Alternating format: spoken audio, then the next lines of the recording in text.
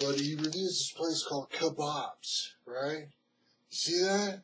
Cupbop. There's a picture of the truck. It's got rice painted on the bottom. Itself, right? The studio is right next to CenturyLink.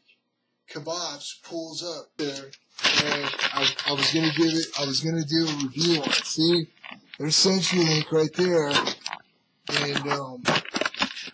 started selling this food. So I went over there and I was gonna do a review on it.